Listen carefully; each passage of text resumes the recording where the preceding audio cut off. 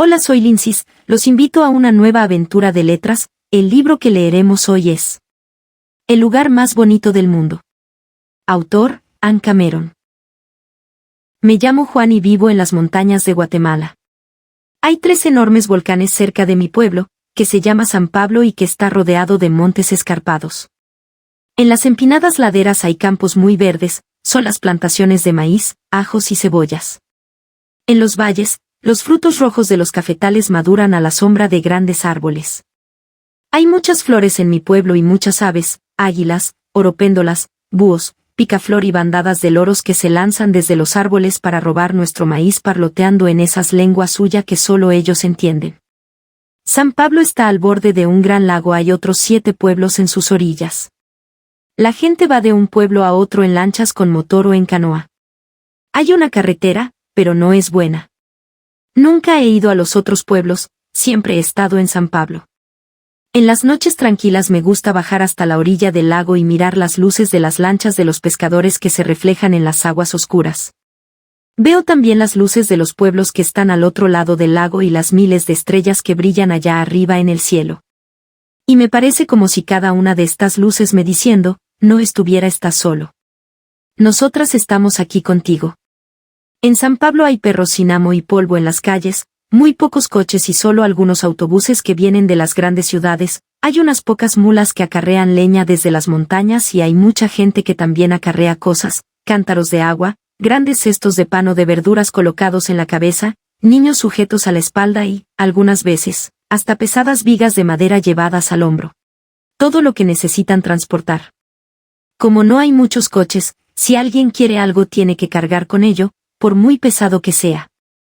Cuando llega la noche las personas dejan de acarrear cosas, a esa hora salen de casa solo para pasear por el pueblo, divertirse, contar historias y charlar con los amigos. Todo el mundo anda por las calles, por el centro de las calles, y si un coche llega cuando alguien está hablando de algo interesante o contando una buena historia, pues el coche tiene que esperar, porque nadie se apartará para dejarle paso hasta que la historia se termine. Aquí las historias son importantes, los coches no. Junto a la playa hay algo que es verdad muy, muy bonito, es una casa de un solo piso, pero muy grande, con muchas ventanas, está rodeada de flores y palmeras y tiene pavos reales andando por el césped y una puerta de hierro por la que se sale directamente al lago. Allí nací yo. Bueno, la verdad es que yo nací en una casita que hay detrás de la casa grande. Mi padre él era el guardia de la casa grande, y a él y a mi madre les habían dejado la casa pequeña para que vivieran.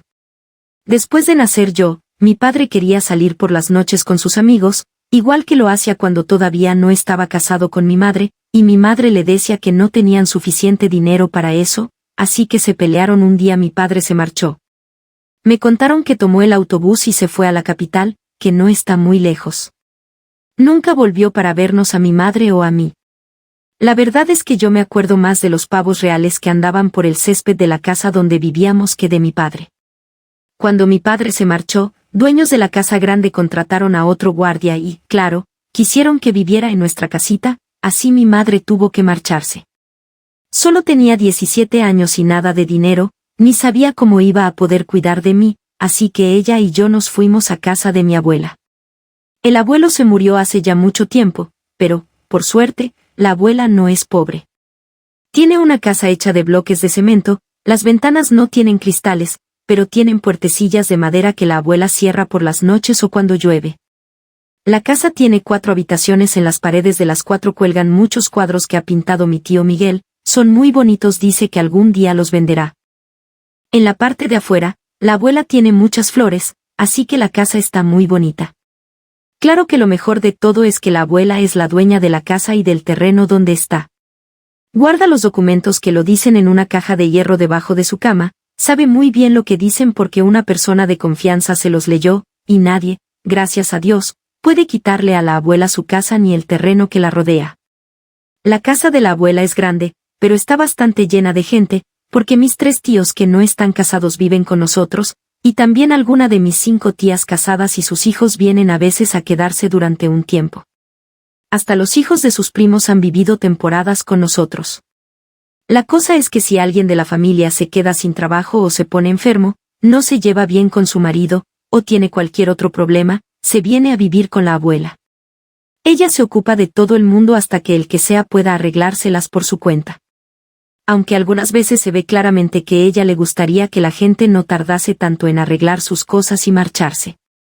La abuela se gana la vida vendiendo arroz con leche en el mercado grande, donde la gente va cada día a comprar cosas de comer. El arroz con leche que hace mi abuela es especial, no se come con cuchara, se bebe caliente en un vaso. Es un líquido espeso y dulce, y le pone mucha canela. Nadie en el pueblo sabe hacer un arroz con leche como el de la abuela. Se levanta a las 5 de la mañana para empezar a hacerlo. Ha hecho esto mismo casi todos los días de su vida desde que tenía 13 años. Cuando nos vinimos a vivir con la abuela, yo dormía en la misma cama que mi madre y me despertaba cada mañana oyendo los ruidos que hacían los que se estaban levantando. Oía a tío Miguel que murmuraba entre dientes: ¿Dónde está mi zapato, mi zapato, mi zapato? Y a mi tía María que regañaba a su hijo Carlitos: ¿Otra vez te has meado en la cama? Y a Angélica, la regordeta hija pequeña de mi tía Tina, que lloraba porque no quería meterse en la ducha. Y me llegaba el olor de la leña quemándose en la cocina, y el del arroz con leche hirviendo en el caldero grande y ahumado, y el de las tortillas que estaban haciéndose para el desayuno. Entonces mi madre y yo nos levantábamos y nos íbamos con nuestras toallas porque era nuestro turno de usar la ducha. La abuela tiene agua corriente en su casa, pero la mayoría del pueblo no la tiene. Ella dice que la necesita para mantener su negocio de hacer arroz con leche, pero en casa de la abuela no hay electricidad ni agua caliente. Dice que la electricidad y el agua caliente son cosas caras y no necesarias. Cuando se estaban llevando la cama yo le seguí hasta la carretera, pero mi madre me dijo: «Tú quédate ahí, Juan». Así que yo me volví a casa. Después que se fueron, yo no supe qué hacer, así que anduve de acá para allá por la casa todo el día hasta que volvió la abuela, y le enseñé la habitación en que había estado nuestra cama. Se puso muy seria y dijo: «Así que ahora no tienes cama». Yo me eché a llorar. Ya es bastante malo no tener padre ni madre, pero no tener siquiera un sitio donde dormir es todavía peor. Cuando dejé de llorar, le pedí a la abuela que me dejase dormir con ella, pero me dijo que no. «Tengo que trabajar muchísimo», me dijo, «y necesito descansar. Demasiado tiempo he tenido que dormir con niños. Los niños dan patadas». «Yo no doy patadas», le dije. «Eso dices tú ahora, pero cuando estés dormido darás patadas», dijo la abuela. Vio que yo iba a empezar a llorar otra vez. «Espera un momento», dijo, «vamos a prepararte algo». Anduvo rebuscando por la casa y encontró un montón de sacos de arroz vacíos, los puso amontonados junto a su cama y me dio una de sus mantas. Como a las 5, antes de la hora de cenar, ya había terminado de preparármelo todo. Creo que ella se había dado cuenta de lo triste que yo estaba porque ya no tenía a mi madre y me sentía abandonado, y pensó que si por lo menos tenía un sitio donde dormir ya no estaría tan asustado. Entonces me dijo: «Bueno, nieto, puedes quedarte aquí», pero cuando se estaban llevando la cama yo le seguí hasta la carretera, pero mi madre me dijo: «Tú quédate ahí, Juan». Así que yo me volví a casa. Después que se fueron, yo no supe qué hacer, así que anduve de acá para allá por la casa todo el día hasta que volvió la abuela y le enseñé la habitación en que había estado nuestra cama. Se puso muy seria y dijo: «Así que ahora no tienes cama». Yo me eché a llorar. Ya es bastante malo no tener padre ni madre, pero no tener siquiera un sitio donde dormir es todavía peor. Cuando dejé de llorar, le pedí a la abuela que me dejase dormir con ella, pero me dijo que no. «Tengo que trabajar muchísimo», me dijo, «y necesito descansar. Demasiado tiempo he tenido que dormir con niños. Los niños dan patadas». «Yo no doy patadas», le dije. «Eso dices tú ahora, pero cuando estés dormido darás patadas», dijo la abuela. Vio que yo iba a empezar a llorar otra vez. «Espera un momento», dijo, «vamos a prepararte algo». Anduvo rebuscando por la casa y encontró un montón de sacos de arroz vacíos, los puso amontonados junto a su cama y me dio una de sus mantas. Como a las 5, antes de la hora de cenar, ya había terminado de preparármelo todo. Creo que ella se había dado cuenta de lo triste que yo estaba porque ya no tenía a mi madre y me sentía abandonado, y pensó que si por lo menos tenía un sitio donde dormir ya no estaría tan asustado. Entonces me dijo: «Bueno, nieto, Puedes quedarte aquí, pero ya conoces la regla acerca del portón de entrada. Ya sabes que hay que obedecerla sin falta. Sí, abuela, le contesté. Alrededor de la casa de la abuela hay una verja muy alta, que tiene un portón de madera con una herradura que ella cierra todas las noches. Los únicos que tienen llaves, además de la abuela, son mis tíos. Todos los demás tenemos que entrar antes de las 8:30. Después de esa hora, la abuela no se levanta para abrir a nadie. Por muy fuerte que alguien llame a la puerta, da igual, ella se hace la sorda. Y tampoco deja que nadie vaya a abrir. Yo le había dicho a mi abuela que había entendido muy bien lo del portón, pero como yo era muy niño entonces, probablemente no lo entendí muy bien del todo.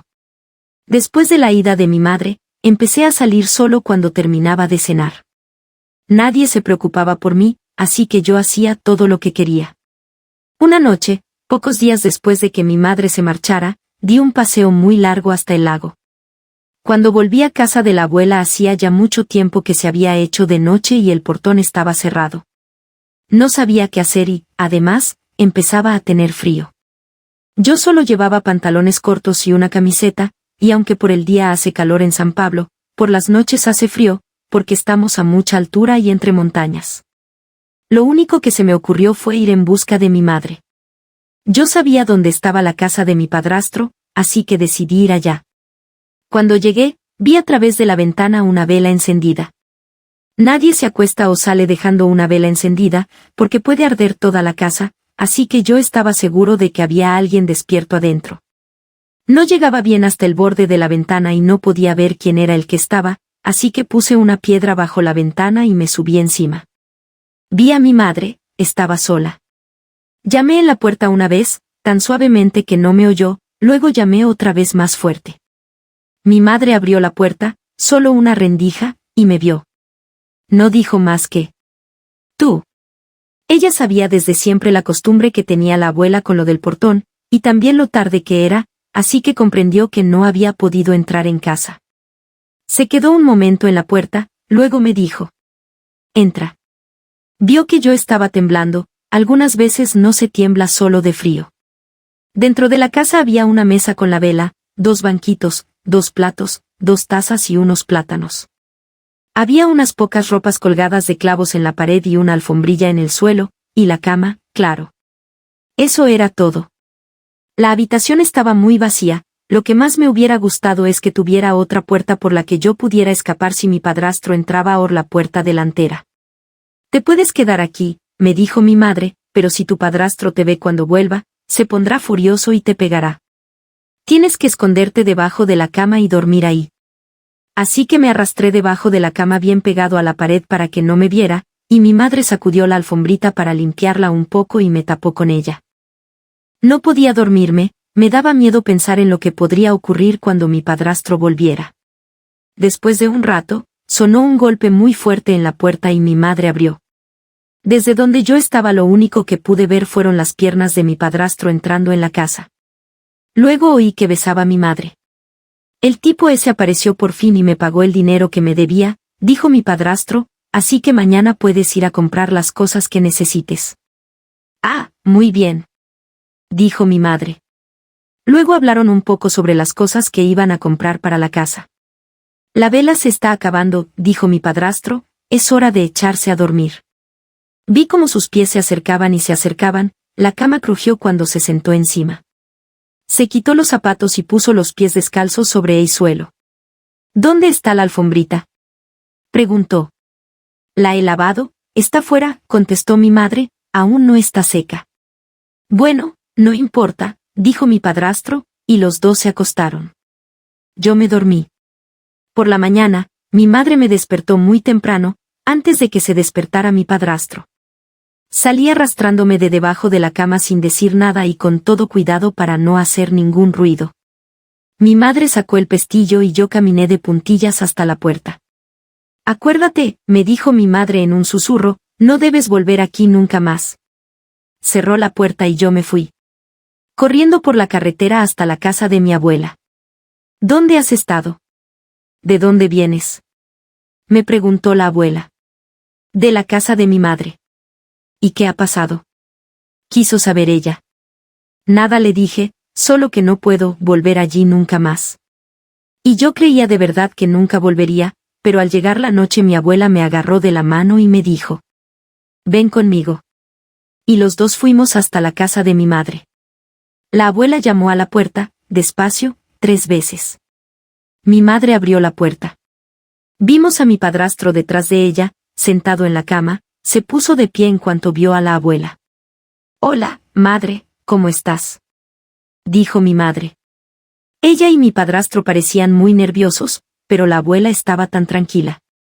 «Yo estoy bien, como siempre», dijo la abuela, «pero el niño necesita una cama, y a ustedes les toca conseguírsela». Se dio la vuelta, me puso una mano en el hombro y nos fuimos. Y me consiguieron una cama. A la semana siguiente, ellos mismos me la trajeron a casa de la abuela. Era de madera, estaba un poco coja porque las patas no eran igual de largas, pero mi tío Luis pidió prestada una sierra y me la arregló. Después de eso yo solo veía a mi madre algunas veces por casualidad en la calle.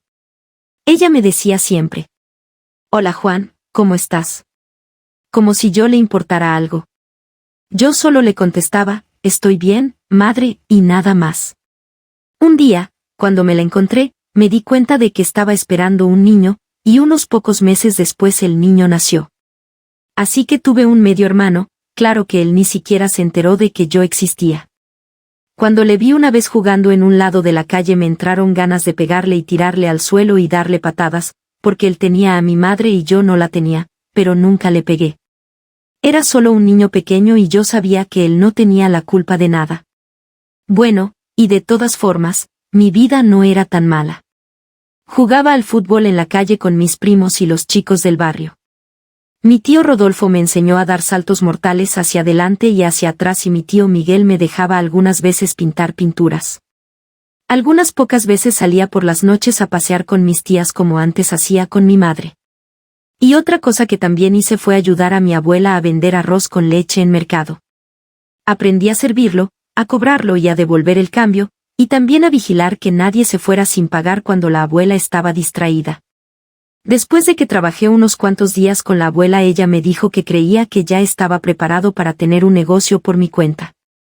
Me compró un equipo de limpiabotas y una banqueta para que se sentaran los clientes y me enseñó a lustrar zapatos.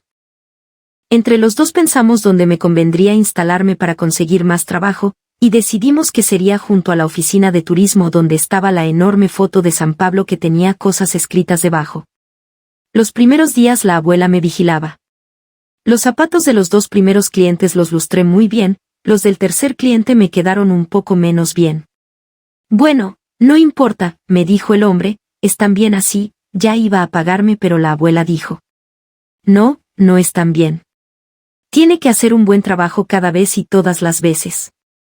Si no lo hace, no será capaz de ganarse la vida». «Tiene usted razón», dijo el cliente. Así que lustré sus zapatos hasta dejarlos perfectos. «¿Serás capaz de hacerlo así siempre?», me preguntó la abuela. Le dije que sí y entonces Elia se marchó otra vez al mercado a vender su arroz con leche. Lustré muchísimos zapatos, y muy pronto ya me estaba ganando $1 diario. Los hombres solo ganan $2 al día, de modo que yo no estaba haciendo nada mal. Mientras lustraba sus zapatos hablaba con mis clientes, les preguntaba que dónde vivían y lo que hacían, y si tenían hijos. Trabajar era divertido. Todo el dinero que ganaba se lo entregaba a la abuela, y siempre que lo hacía ella me abrazaba sonriendo y me daba un beso y 10 céntimos para mí. Solo había una cosa que, a veces, me hacía sentir un poco triste, y era cuando veía que pasaban cerca de mí, niños que iban a la escuela. Yo me pasaba días sentado entre el polvo, manchado de betún, y ellos iban limpios y bien peinados con sus lápices y sus cuadernos camino de sus clases. Hay muchos niños que no van a la escuela porque sus padres quieren que trabajen. La ley dice que todos los niños tienen que ir a la escuela hasta que cumplan 12 años, pero la verdad es que en la escuela no hay sitio para todos, así que nadie los obliga a ir. La mayor parte de los niños que trabajan lo hacen en el campo, en las plantaciones de cebollas, así que yo me sentía muy solo cuando veía pasar a los niños que iban a la escuela. Después de un tiempo, empecé a preguntarme por qué mi abuela no me habría mandado a mí a la escuela. Y se me ocurrió pensar en que si me quisiera de verdad me habría mandado a la escuela en vez de tenerme limpiando zapatos. Quería pedirle que me dejara ir a la escuela, pero me daba miedo decírselo. Temía que me dijera que no. Porque entonces yo me daría cuenta de que no me quería por mí, sino porque estaba ganando dinero para ella. Y si ella era como mi padre y mi madre y mi padrastro, que nunca se preocuparon por mí, y yo me daba cuenta de que no me quería y solo estaba fingiéndolo. Después acabé por decirme que mi abuela era buena, que ella no tenía la culpa de tener más necesidad de dinero que yo de escuela. Al final, decidí que no necesitaba escuela para nada, que yo solo aprendería a leer. Preguntaba a mis clientes qué letras eran las que aparecían en los letreros de los carteles, y muy pronto pude leer Coca-Cola, Banco de Guatemala, Oficina de Turismo, y hasta lo que estaba escrito debajo de la foto de San Pablo. Cuando se me acabaron los carteles de los alrededores, alguien me dio un periódico y los clientes me ayudaron. Corté el periódico y siempre llevaba una página en el bolsillo de atrás de mi pantalón cuando iba a trabajar. Poco a poco empecé a ser capaz de leer casi todo. Cuando estaba solo allí sentado esperando a los clientes me ponía a pensar en qué estarían haciendo los chicos en la escuela, y si mi abuela me querría de verdad. Entonces era como si la vida se detuviera, porque eso era lo único en que podía pensar. Y finalmente decidí que no tenía más remedio que hacerlo, quiero decir, preguntarle a mi abuela lo de ir a la escuela. Le pedí a un amigo mío, Roberto, un huérfano que vive en la calle, que me guardara mi caja de limpiabotas, y me fui al mercado para hablar con la abuela. Se quedó muy sorprendida cuando me vio porque creía que a aquella hora yo estaba trabajando. ¿Qué pasa, Juan?, me preguntó. Y yo le dije: Abuela, quiero ir a la escuela. ¿A la escuela?, me dijo, tan asombrada como si yo le hubiera dicho que quería irme a Marte. No puedes ir. Sí que puedo, dije yo, todo lo que tienes que hacer es llevarme. Yo había pensado que si ella me decía que no, yo lo aceptaría, pero no lo hice. Eres muy pequeño, me dijo, solo tienes 5 años. Abuela, no tengo 5, tengo 7. Éramos tantos los que vivíamos con ella, que había perdido la cuenta de los años que yo tenía. ¿Qué tienes 7? ¿Y por qué no me lo has dicho antes? Son muchos y no puedo acordarme de la edad que tiene cada uno. Debiste habérmelo recordado en su momento. ¿Y cuánto tiempo hace que tienes 7 años? Y me lo preguntó como si sospechara que yo le había jugado una mala pasada cumpliendo 7 años.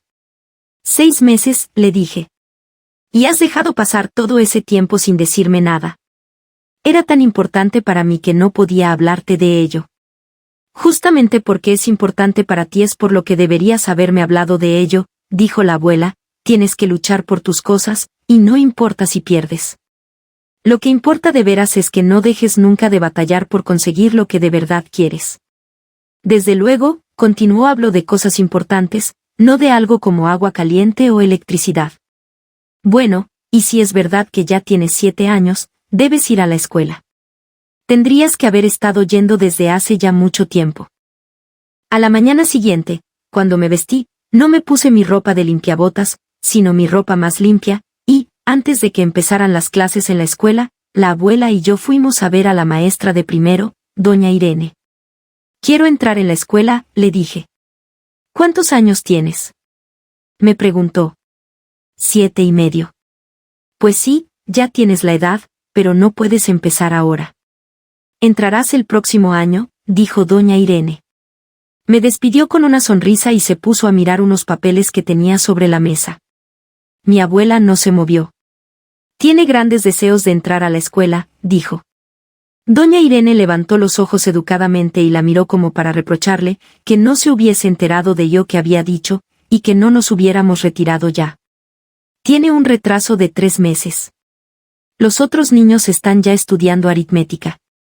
Mi nieto sabe aritmética, ha trabajado conmigo en el mercado. Los otros ya empiezan a leer un poco, dijo doña Irene, este chico nunca podrá alcanzarlos. Está preparado para entrar en la escuela, les alcanzará, afirmó mi abuela. Doña Irene estaba seria y miraba a mi abuela fijamente, como para hacerle comprender que era ella y no mi abuela la que mandaba en la escuela. No, dijo doña Irene. Yo sé leer. Dije. Saqué una página de periódico de mi bolsillo de atrás y empecé a leer en voz alta. Doña Irene me miró muy sorprendida. Bueno, en ese caso, dijo. Así que me admitieron en primero. Iba a la escuela desde las 8 de la mañana hasta las 2 de la tarde. Después limpiaba zapatos.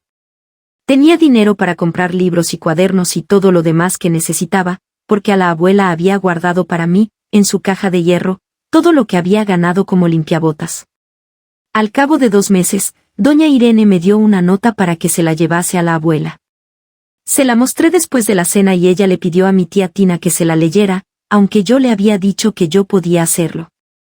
No, Juan, me dijo la abuela, habla de ti, así que no eres tú el que debe leerla.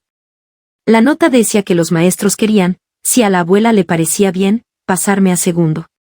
Doña Irene. Decía que nunca habían tenido un alumno como yo, que hubiera aprendido a leer solo antes de empezar a ir a la escuela. Decía que sería una tragedia que un alumno como yo tuviera que dejar los estudios, y que si en algún momento mi abuela no pudiera seguir mandándome a la escuela, los maestros me costearían los estudios. Cuando mi tía Tina dejó de leer, me miró como si antes no me hubiera visto bien en su vida, y como si quisiera descubrir ahora qué era lo que yo tenía de especial no pudiera verlo, así que se rindió. Bueno, pues enhorabuena, dijo. Pensé que la abuela también me iba a felicitar. Pero lo que hizo fue echarse a llorar y abrazarme. Y dijo. Cuando yo tenía 7 años, los maestros iban de casa en casa para matricular a los niños en la escuela, pero al llegar a mi casa no me vieron, porque mis padres me habían escondido en la leñera. Yo miraba por entre las rendijas de la madera, escuchaba. Mis padres dijeron a los maestros que no tenían ningún hijo en edad escolar, ninguno. Lo hicieron porque temían que si yo iba a la escuela no aprendería a trabajar. Lo hicieron por mi bien, y yo no me quejé nunca, aunque siempre he sabido que fue un error.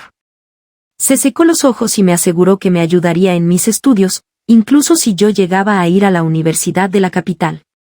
Mientras ella viviera, me ayudaría, siempre que yo hiciera todo posible por mi parte.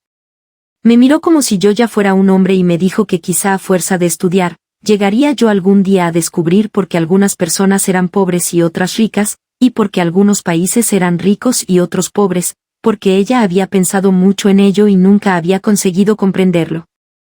Me sentí muy orgulloso, pero también algo asustado, porque la verdad era que había llegado casi por casualidad a aprender a leer yo solo, pero eso no significaba que yo fuera tan listo. Le dije a la abuela. A lo mejor no soy siempre capaz de hacer algo fuera de lo común. No tienes que hacer siempre cosas fuera de lo común, lo que tienes que hacer es hacerlo todo de la mejor manera que puedas, eso es todo. Estaba satisfecho de mí mismo, pero no estaba seguro de si me iba a gustar hacerlo todo siempre de la mejor manera posible. Se me ocurrió pensar que aquello podía llegar a ser bastante fastidioso. Si la gente empezaba a esperar demasiado de mí, iba yo a tener que trabajar más y más cada vez. Creo que me pides más que doña Irene y los otros maestros. Ellos no esperan tanto de mí, le dije. Ellos no te quieren tanto como yo. Luego añadió. Ve, vamos a dar un paseo. Se puso su mejor rebozo y nos fuimos juntos a la calle. Ella caminaba como lo hace siempre, más alta y más derecha que nadie, y yo iba a su lado con mi brazo alrededor de su cintura. Fuimos hasta la oficina de turismo. Allí nos paramos delante de la foto de San Pablo donde se veían las casas de nuestro pueblo, unas rosas, otras azul turquesa y algunas verde pálido, detrás de ellas el lago azul y los volcanes y los escarpados montes. La abuela miró lo que estaba escrito debajo de la fotografía, luego lo tocó con su mano. ¿Qué dice aquí?, preguntó. Se lo leí. El lugar más bonito del mundo. La abuela pareció sorprenderse. Y yo empecé a pensar si de verdad San Pablo sería el lugar más bonito del mundo. No estaba seguro de si la abuela habría estado en algún otro lugar, pero aún así, pensé que ella sabría si lo era. ¿Abuela, lo es?, pregunté. ¿Es qué? ¿Es San Pablo el lugar más bonito del mundo? La abuela me miró pensativa. El lugar más bonito del mundo puede ser cualquiera, me respondió. ¿Cualquiera?, repetí. Cualquiera en el que puedas llevar la cabeza alta y en el que te puedas mostrar orgulloso de ti mismo. Sí, asentí. Pero me quedé pensando que allí donde hay alguien a quien se quiere muchísimo, y donde hay alguien que nos quiere de veras, ese sí que es el lugar más bonito del mundo. Anne Cameron, profesora y escritora americana, es conocida por sus libros dedicados a la literatura infantil y juvenil, así como por su labor de alfabetización y colaboración internacional en Sudamérica. Muchas gracias por acompañarme en esta aventura de letras, un abrazo grande, se cuidan mucho. Les deseamos una hermosa mañana, tarde y noche. Nos vemos en nuestra próxima lectura.